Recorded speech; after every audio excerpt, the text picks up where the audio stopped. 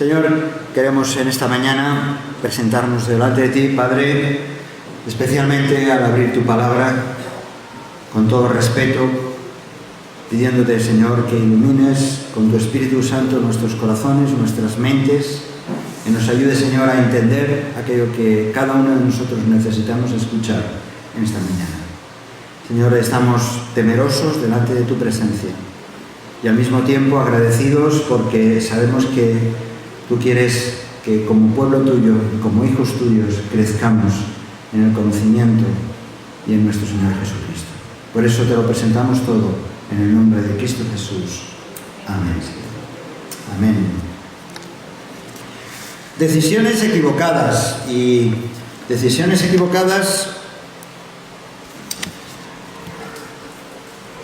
Y vamos a leer en el capítulo primer libro de Crónicas, capítulo 21. Es una lectura un poco larga, pero lo hacemos de pasada y luego iremos centrándonos en el contenido.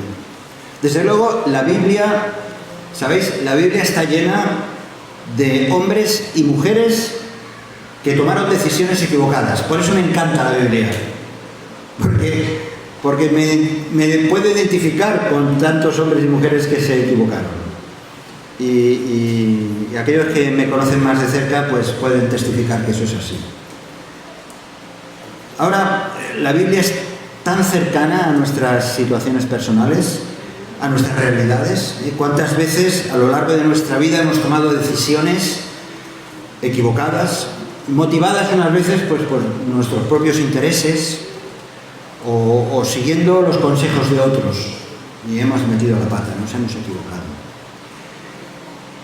Este capítulo, primer libro de Crónicas, capítulo 21, nos da algunas pistas. Ojalá, sinceramente, supiéramos de antemano los resultados de una decisión, ¿verdad? Cuando uno toma una decisión, ojalá que en el futuro, unos días después, unos meses después, ya tuviéramos antes la respuesta y decir, bueno, seguro que acierto. Ojalá fuera así. Pero como dice la palabra, engañoso es el corazón más que todas las cosas y perverso, además perverso. ¿Quién la conocerá? Yo, Jehová, yo el Señor, que escudriño la mente, que pruebo el corazón, para dar a cada uno según su camino, según el fruto de sus obras. Así que el texto sobre el que estaremos meditando nos va a dar algunas pistas de las motivaciones que nos llevan a tomar determinadas decisiones, que muchas veces son equivocadas, y también nos da pistas de cómo Dios interviene en esas decisiones. Así que con este espíritu, con este deseo, vamos a leer primer libro de Crónicas, capítulo 21. Leo así. Pero Satanás se levantó contra Israel e incitó a David a que hiciese censo de Israel. Y dijo David a Joab y a los príncipes del pueblo: id, haced censo de Israel desde Beerseba hasta Dan, e informadme sobre el número de ellos para que yo lo sepa. Y dijo Joab: añada Jehová a su pueblo 100 veces más. Rey, señor mío, ¿no son todos estos siervos de mi señor? ¿Para qué procura mi señor esto, que será pecado a Israel? Mas la orden del rey pudo más que Joab. Salió por tanto Joab y recorrió todo Israel y volvió a Jerusalén y dio la cuenta del número del pueblo a David. Y había en todo Israel 1.100.000 que sacaban espada. Y de Judá 470.000 hombres que sacaban espada. Hay que ver la calculadora que tendrían, ¿no? Porque para contar todo eso, yo creo que era una suma a bulto, ¿no? Pero bueno. Entre estos no fueron contados los levitas ni los hijos de Benjamín, porque la orden del rey era abominable a Jehová. Joab ya estaba, como luego veremos, no estaba tan de acuerdo con el rey. Asimismo, esto desagradó a Dios e hirió a Israel. Entonces dijo David a Dios: he pecado gravemente al hacer esto. Te ruego que quites la iniquidad de tu siervo, porque he hecho muy locamente. Y habló Jehová a Gad, vidente de David, diciendo: ve y habla a David y dile: así ha dicho Jehová, 3 cosas te propongo, escoge de ellas una que yo haga contigo. Y viniendo Gad a David le dijo, así ha dicho Jehová, escoge para ti o 3 años de hambre, o por 3 meses ser derrotado delante de tus enemigos con la espada de tus adversarios, o por 3 días la espada de Jehová, esto es, la peste en la tierra, y que el ángel de Jehová haga destrucción en todos los términos de Israel. Mira pues, ¿qué responderé al que me ha enviado? Le dice Gad a David. Versículo 13. Entonces David dijo a Gad, estoy en grande angustia. Ruego que yo caiga en la mano de Jehová, porque sus misericordias son muchas en extremo, pero que no caiga en manos de hombres. Así Jehová envió una peste en Israel, y murieron de Israel 70.000 hombres. Y envió Jehová el ángel a Jerusalén para destruirla. Pero cuando él estaba destruyendo, miró Jehová y se arrepintió de aquel mal. Y dijo el ángel al ángel que destruía, basta ya, detén tu mano. El ángel de Jehová estaba junto a la era de Ornán Jebuseo. Y alzando David sus ojos, vio al ángel de Jehová que estaba entre el cielo y la tierra con la espada desnuda en su mano, extendida contra Jerusalén. Entonces David y los ancianos se postraron sobre sus rostros cubiertos de cilicio. Y dijo David a Dios, ¿no soy yo el que hizo contar el pueblo? Yo mismo soy el que pequé y ciertamente he hecho mal, pero estas ovejas ¿qué han hecho? Jehová, Dios mío, sea ahora tu mano contra mí y contra la casa de mi padre, y no venga la peste sobre tu pueblo. Y el ángel de Jehová ordenó a Gad que dijese a David que subiese y construyese un altar a Jehová en la era de Ornán Jebuseo. Entonces David subió conforme a la palabra de Gad, que Gad le había dicho en nombre de Jehová, y volviéndose a Ornán, vio al ángel, por lo que se escondieron 4 hijos suyos que con él estaban. Y Ornán trillaba el trigo. Y viniendo David a Ornán, miró a Ornán y vio a David. Esta escena es para verla, es para ver toda esta escena que está ocurriendo, es para verla no en película, sino estar ahí presentes, ¿no? Dice, y saliendo de la era, se postró en tierra ante David. Entonces dijo David a Ornán, dame este lugar de la era, para que edifique un altar a Jehová. Dámelo por su cabal precio, para que cese la mortandad en el pueblo. Y Ornán respondió a David, tómala para ti, y haga mi señor el rey lo que bien le parezca. Y aun los bueyes daré para el holocausto, y los trillos para la leña, y trigo para la ofrenda. Yo lo doy todo. Entonces el rey David dijo a Ornán, no, sino que efectivamente la compraré por su justo precio, porque no tomaré para Jehová lo que es tuyo, ni sacrificaré holocausto que nada me cueste. Y dio David a Ornán por aquel lugar el peso de 600 siclos de oro.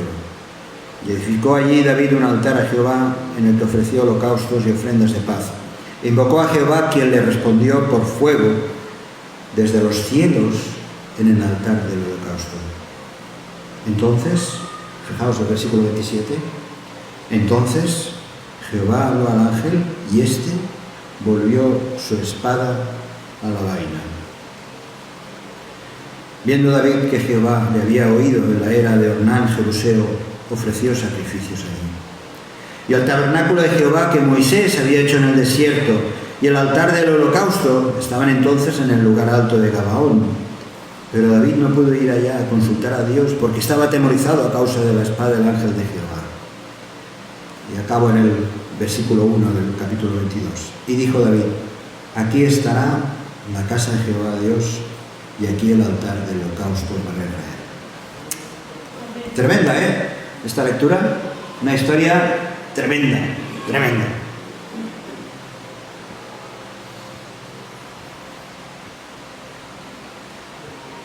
Hay algo que podemos ver cuando tomamos decisiones equivocadas, que Dios no es meramente un espectador, que Dios no está ahí viendo a ver lo que haces y dejas de hacer.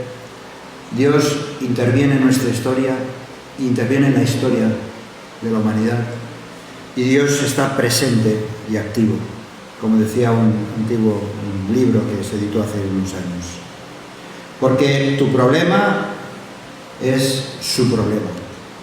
Cualquier cosa que tú piensas en el que has de tomar decisiones, Dios quiere también participar. Dios interviene. Esta historia nos habla de algunos aspectos que vamos a ver. En primer lugar, dejadme que os simplemente recordar un poco acerca de los libros de crónicas, de estos dos libros de crónicas. Estaban originalmente compuestos en un solo libro, igual que el libro de Samuel, los dos libros de Samuel, primero y segundo de Samuel, o primero y segundo de Reyes. Formaban un solo libro, y estaba escrito al estilo de Esdras y Nehemías, porque el libro de crónicas, los libros de crónicas, son posexílicos. Es una recopilación posterior, y precisamente la palabra con la que se titulan estos libros significan palabras diarias o detalles de anales históricos.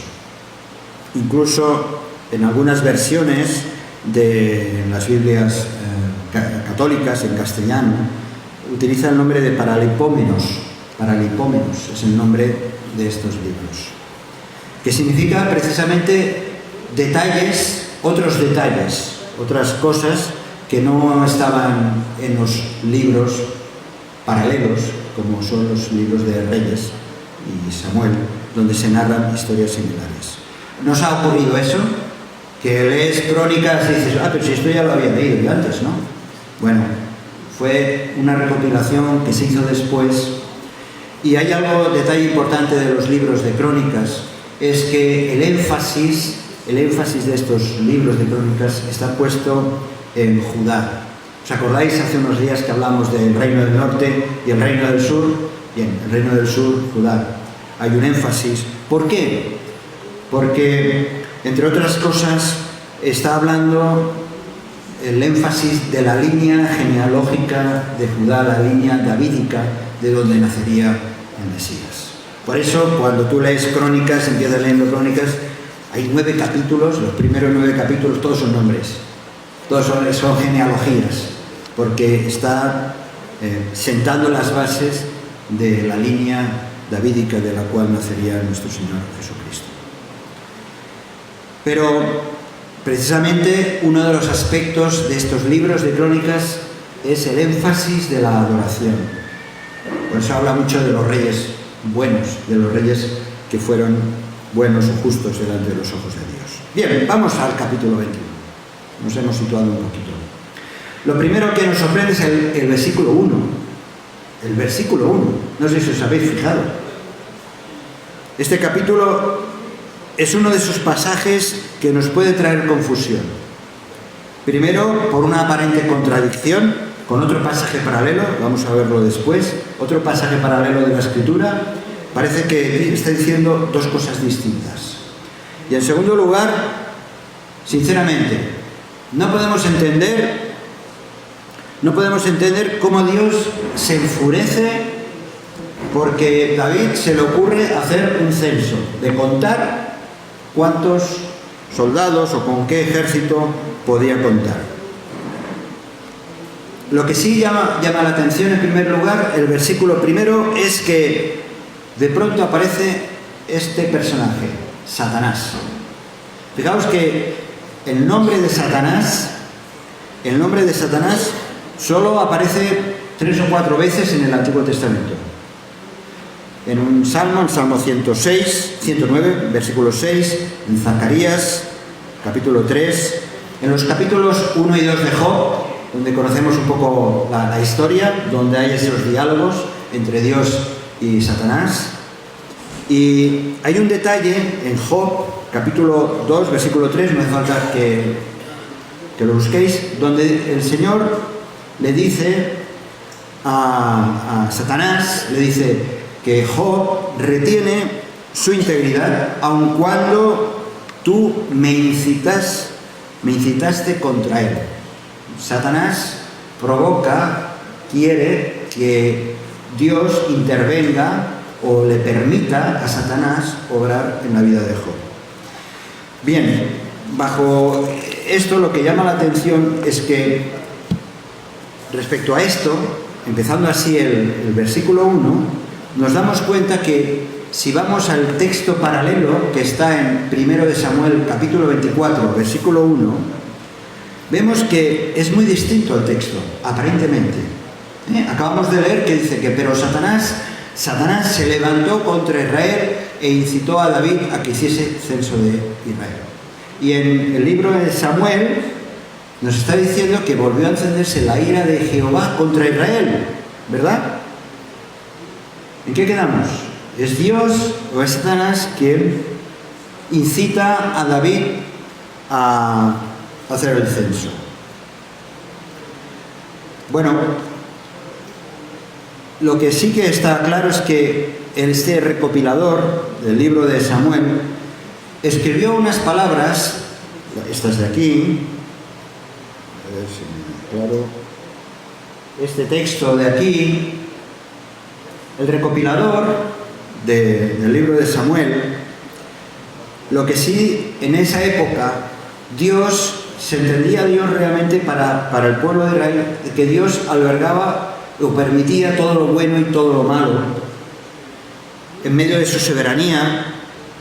Acordaos cuando Moisés se presenta delante del faraón y dice que Dios endureció el corazón. Nos suena extraño, ¿verdad? Porque en definitiva de Dios emanaba en su soberanía aparentemente todo lo que pasaba debajo de él, tanto fuera bueno o fuera malo.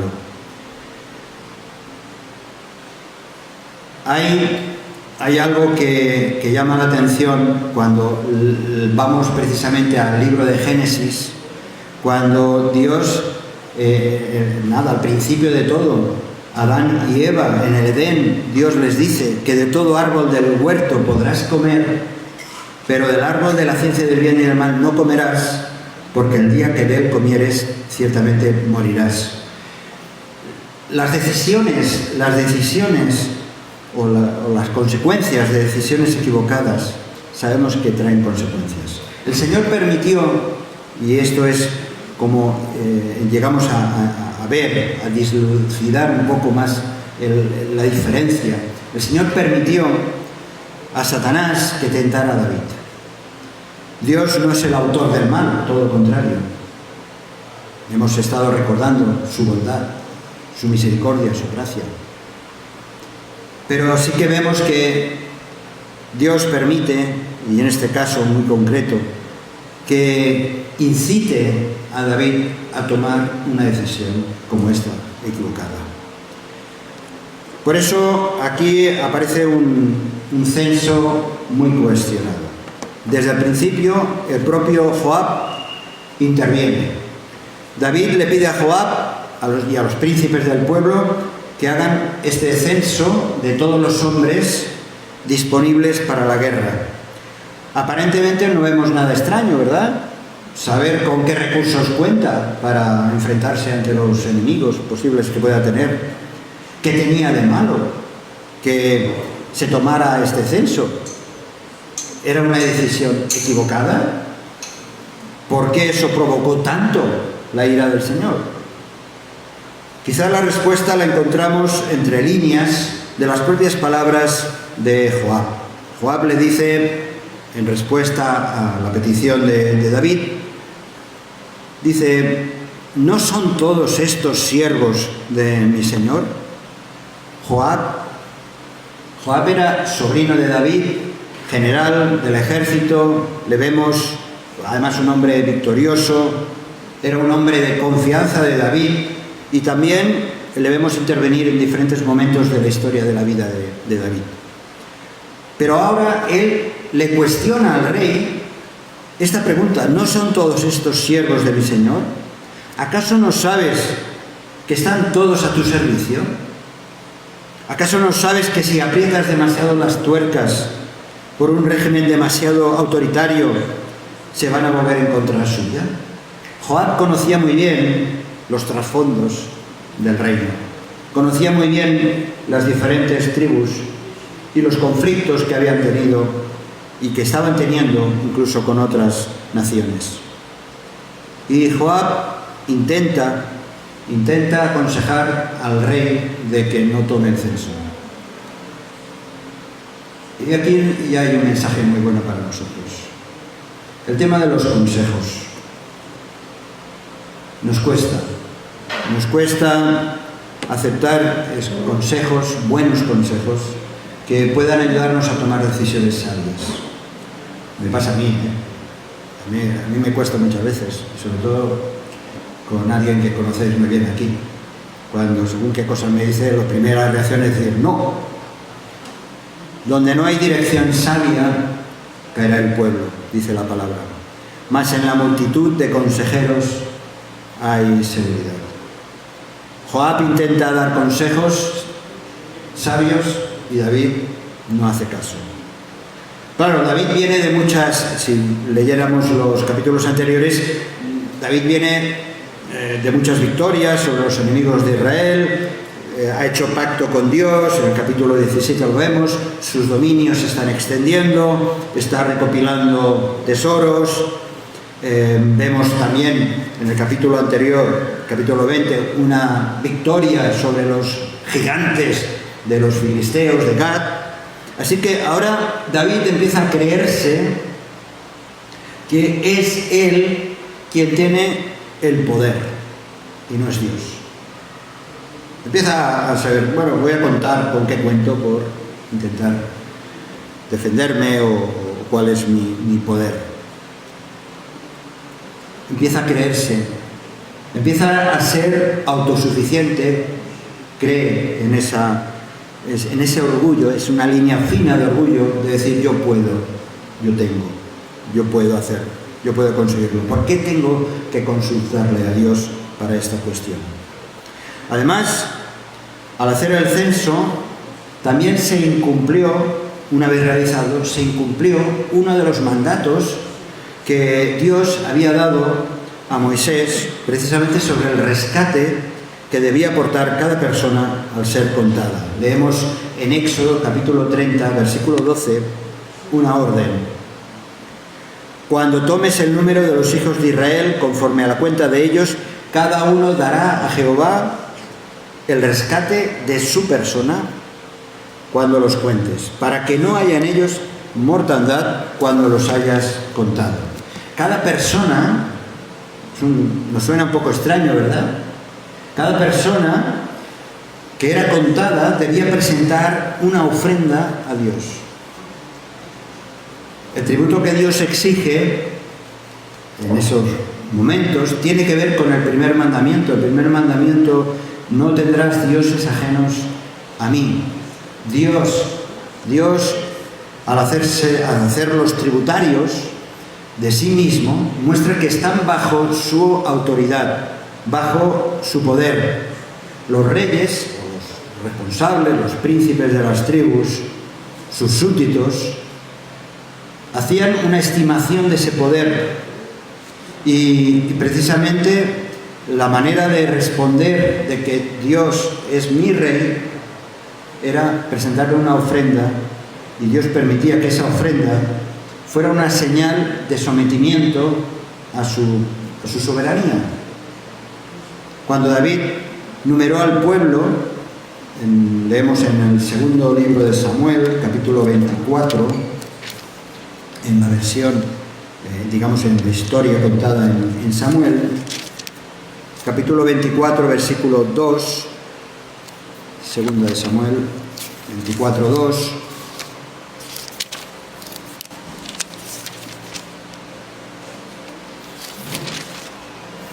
Y dijo el rey a Joab, general del ejército que estaba con él: recorre ahora todas las tribus de Israel, desde Dan hasta Beerseba, y haz un censo del pueblo para que yo sepa el número de la gente, para que yo sepa.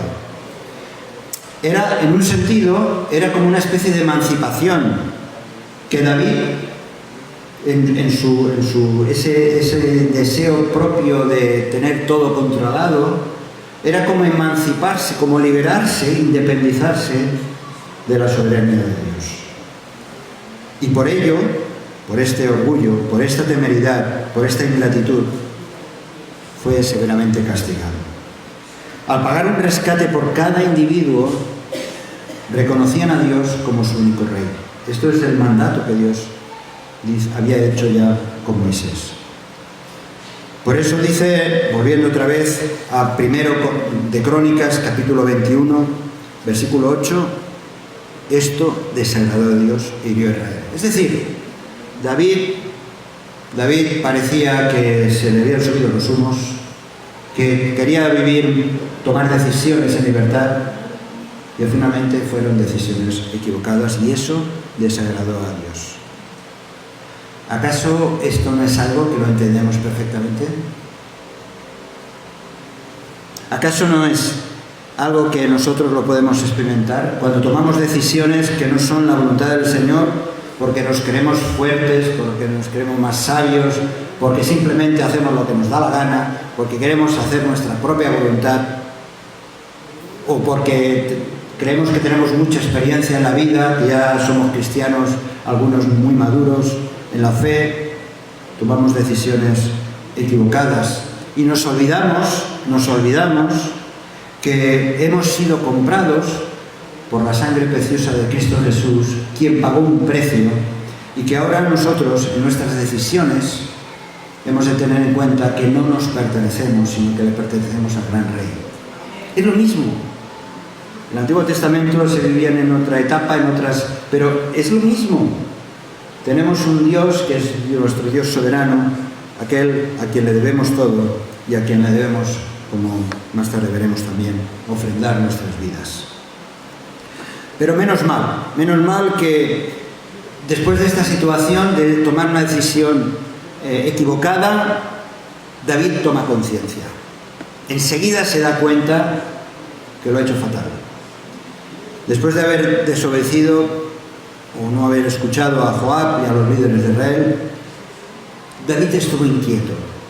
Hemos leído que inmediatamente reacciona.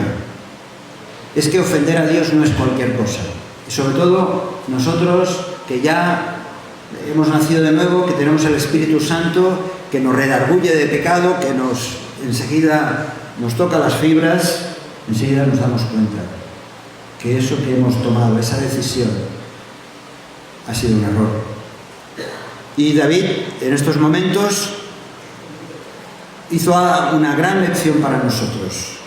No tardó en confesarlo, no tardó en humillarse delante del Señor. A partir del versículo 8 hasta el 17 vemos esta confesión. Confieso, dice el versículo 8, al final del versículo dice: he hecho muy locamente. Reconoce que se ha comportado como un necio, que ha tomado decisiones no sabias, que ha metido la pata, que se ha equivocado. De nuevo la sensibilidad espiritual de David sale a flote. Vemos a este David que muchas veces nos sentimos tan identificados. Por un lado cantando, componiendo, adorando a Dios, y por otro lado yendo al pozo del pecado y cayendo. Pero vemos que David es sensible a Dios. Y para nosotros mismos ya es un mensaje que nos invita a estar pendientes del Señor. Uno no puede ser un creyente maduro, uno puede llevar muchos años en la fe, pero también, lógicamente, podemos caer, tener esa conciencia de error y de pecado. Y aquí es cuando interviene el Espíritu Santo. Y en esta parte de la historia aparece un personaje, el profeta Gad. El papel de Gad es importante en este relato. Dice que Gad era vidente de David.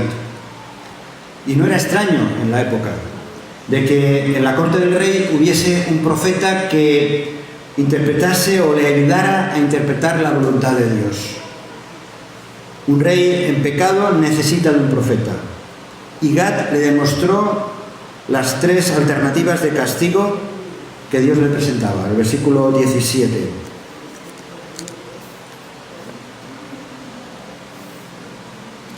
Versículo 12. Le presenta tres alternativas. Escoge para ti, le dice Gad a David, o 3 años de hambre, o por 3 meses de ser derrotado delante de tus enemigos con la espada de tus adversarios, o por 3 días la espada de Jehová, esto es, la peste en la tierra, y que el ángel de Jehová haga destrucción en todos los términos de Israel. Le presenta 3 opciones.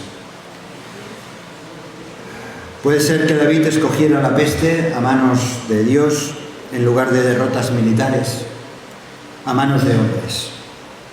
Prefirió David que fuera Dios interviniendo directamente en ese castigo antes que el castigo viniera en manos de terceros. Y era justo que el pecado contra Dios fuese castigado por Dios mismo. Es importante reconocer que David, a diferencia de los reyes, no buscaba en su vidente, en su profeta, no buscaba palabras elogiosas, que le dieran coba, palabras que simplemente le sonaran bien. David estuvo atento, y lo conocemos por la otra historia también de Natán, estuvo atento a la voz del profeta. Ahora tenemos a nuestro lado, tú y yo tenemos a nuestro lado no un vidente, sino a la mismísima palabra de Dios, inspirada por el Espíritu Santo, y además tenemos al Espíritu Santo. Así que Dios, en su misericordia, en su gracia, para encontrar la voluntad de nuestros actos, para tomar esas decisiones que debemos tomar continuamente, las pequeñas y las grandes decisiones de nuestra vida, tenemos la palabra de Dios que nos pueden orientar, conocer la voluntad de Él. En este texto que hemos leído antes, hay una escena que el cronista detalla de manera impactante, los versículos del 15 al 17, cuando envía el ángel de Jehová a Jerusalén para destruirla. Dice que David levantó los ojos, levantó la mirada y tuvo una visión terrorífica. El ángel de Jehová con una espada desenvainada, extendida contra su amada Jerusalén. Y su respuesta fue mucho mejor que la mayoría de los creyentes cuando somos sorprendidos por alguno de nuestros pecados o nuestros actos de desobediencia. Porque David, en medio de esa visión que tuvo del castigo, tomó pasos de acción, soportó la corrección, soportó la disciplina del Señor y pasó a la acción. Y muy rápidamente vamos a ver esos 4 pasos que David dio. En primer lugar, hizo una confesión. Hizo una confesión sincera de su pecado. Oró de todo corazón que fuera perdonado. Versículo 8. He pecado gravemente al hacer esto. Te ruego que quites la iniquidad de tu siervo, porque he hecho muy lecamente. Aceptó David el castigo por su iniquidad. Se sometió a la voluntad del Señor. Le dice en el versículo 17, sea ahora tu mano contra mí y contra la casa de mi padre. Me someto al castigo. Solo permíteme que sea yo el que sufra, porque soy el pecador. He sido yo, no he buscado excusas, no he dicho, como hizo Eva, ¿no? El hombre, Adán le dijo, es que fue la mujer. No, he sido yo el que ha pecado. En tercer lugar, se refugió en la misericordia de Dios. Aunque sabía que estaba enojado con él se refugió en la misericordia, en el perdón, en la gracia de Dios. Versículo 13. Estoy en gran angustia, ruego que yo caiga en la mano de Jehová, porque sus misericordias son muchas en extremo. Aunque yo reconozco mi pecado, confieso confieso que he sido yo el que me he equivocado en tomar esa decisión, me refugio en tus misericordias. Y en cuarto lugar, expresó un interés muy tierno por su pueblo. Le dolió en el corazón verlo atormentado a su pueblo. Dice, pero estas ovejas, ¿qué han hecho? Hablando de ovejas, ¿no? Pero ellos, ¿qué han hecho? Si he sido yo, ¿por qué tienen ellos que sufrir por mis decisiones? Bueno, fue excelente que David reaccionara ante una decisión equivocada. Ojalá tuviéramos esa sensibilidad, ¿verdad? Al darnos cuenta, reconocernos que nos hemos equivocado, que hemos desobedecido a Dios, a fin de cuentas. Y viene esta otra parte que empieza a ser la salida de una situación. Versículos del 18 al 26, dice que el ángel de Jehová ordenó a Gad que dijese a David que subiese y construyese un altar a Jehová. Después de haber pasado por la confesión, después de haberse sometido a Dios, después de haber precisamente aceptado y acogido a la misericordia de Dios, después de haber reconocido que no era nosotros, sino que era suyo el problema, entonces empieza el proceso de restauración, el proceso de acercarse a adorar a Dios. A través de Gad, el Señor dirigió a David para que adquiriese esta era, un campo, la era de Ornán, un jebuseo, para que construyera allí un altar y ofreciera sacrificios. Ornán, hemos leído que estaba tan entusiasmado que le ofreció todo a David. Le ofreció como un regalo. Le ofreció el campo, los animales, la leña, las ofrendas, todo. Pero David tomó una decisión muy sabia. Insistió en pagar por ella. Y el versículo 24 dice, dice David, sino que efectivamente la compraré por su justo precio. Porque no tomaré para Jehová lo que es tuyo, ni sacrificaré holocausto que nada me cueste. Más tarde ese lugar, leemos en 2 de Crónicas capítulo 3 versículo 1, aquel lugar fue el sitio donde se construyó el templo. A la hora de tomar decisiones sobre nuestras ofrendas, no solo las económicas, muchas veces damos lo que no nos cuesta. Damos o lo que nos sobra o aquello que a lo mejor no lo valoramos tanto. A ver, puede ser, por ejemplo, cito, y no lo digo por nosotros, pero puede ser dar ropa demasiado usada y gastada, que prácticamente ni se puede usar, y aún haciéndolo creemos que somos muy caritativos. O cuando se pide alimentos para paliar una emergencia, pues ofrecemos los productos más baratos del súper, aunque sean de mala calidad. O al solicitar un tiempo de trabajo voluntario en los ministerios de la Iglesia, pues sí, podemos dedicar algún ratito, cuidando de no sacrificar demasiado nuestro tiempo para actividades de ocio, cualquier cosa. Meditemos en nuestras ofrendas a Dios. Meditemos, y no me refiero solamente a las económicas, sino meditemos porque a Dios hay que ofrecerle lo mejor, porque Él es digno de grandeza. Servir a Dios implica siempre pagar un precio, siempre. Sea un precio en dinero, sea en esfuerzo, sea en tiempo, sea en renunciar a una cosa u otra, siempre significa pagar un precio. Y a eso le llamamos, y así lo creemos, por lo menos en nuestra comunidad, a eso le llamamos también discipulado. A seguir a Jesús tomando la cruz cada día. Porque entonces estaremos dispuestos a que lo que nos pida el Maestro, eso haremos. No el pastor, pobrecito, sino el Maestro, el Señor. ¿Cuál es el resultado final? Con esto acabamos la adoración. Fijaos que en los versículos del 27 al 30 presenta aquí como David en esa era de Ornán,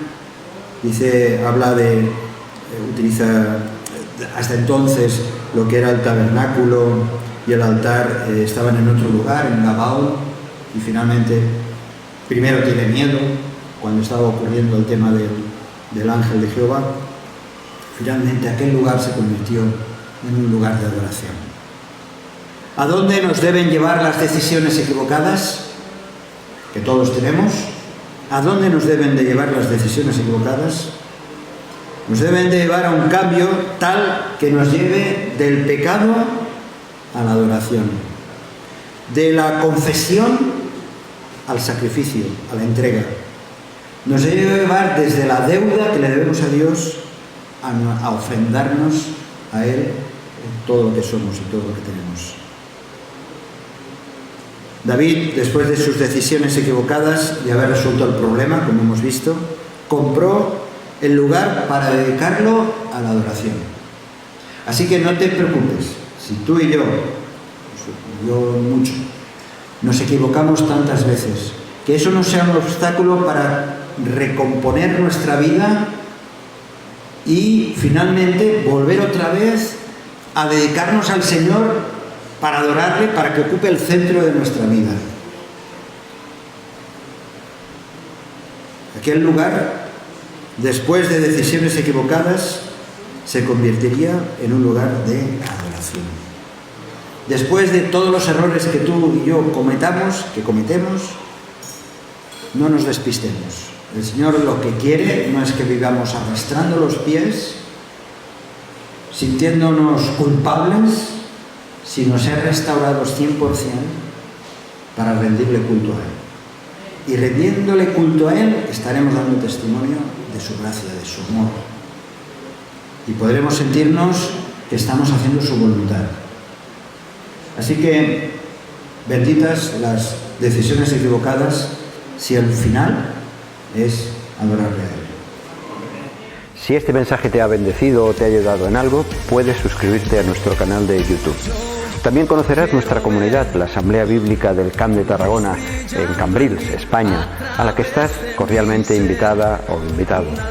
También puedes seguirnos por las redes sociales. Los enlaces los encontrarás aquí abajo y podrás visitar nuestra página, así como conocer nuestros programas radiales y podcasts de Yum Radio. ¿Qué? ¿Te suscribes ya a nuestro canal?